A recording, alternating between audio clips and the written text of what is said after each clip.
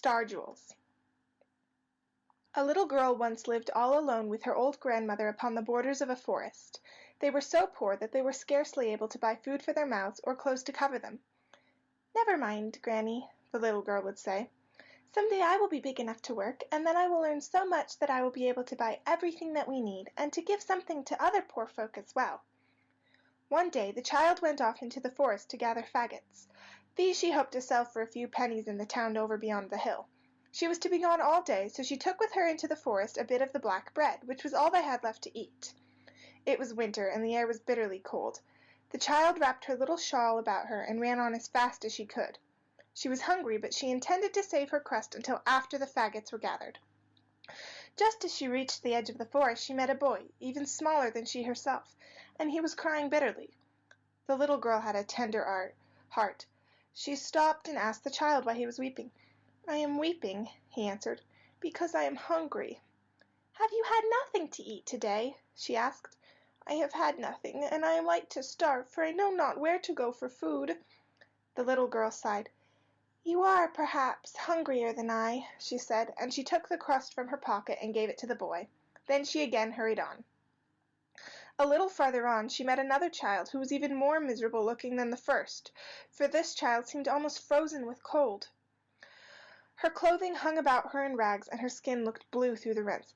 "Ah," cried she, "if I had but a warm little dress like yours! Help me, I pray of you, or I will certainly die of cold." The good little girl was filled with pity.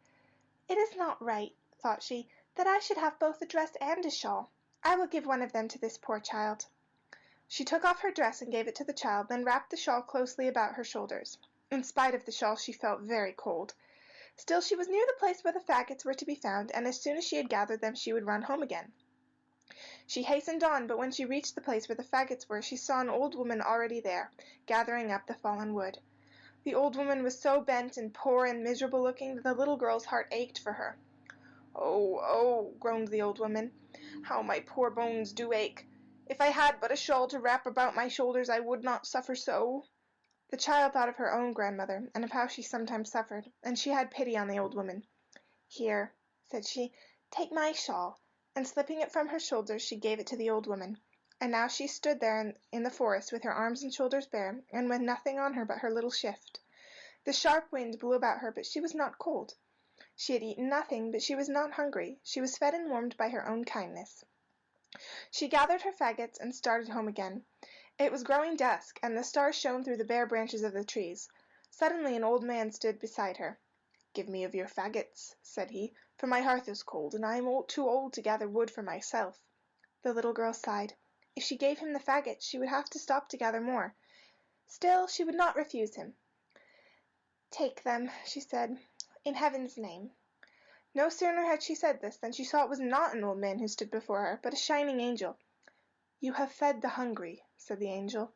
"You have clothed the naked, and you have given help to those who asked it. You shall not go unrewarded. See." At once a light shone around the child, and it seemed to her that all the stars of heaven were falling through the bare branches of the trees, that these stars were diamonds and rubies and other precious stones. They lay thick upon the ground. "Gather them together," said the angel, "for they are yours."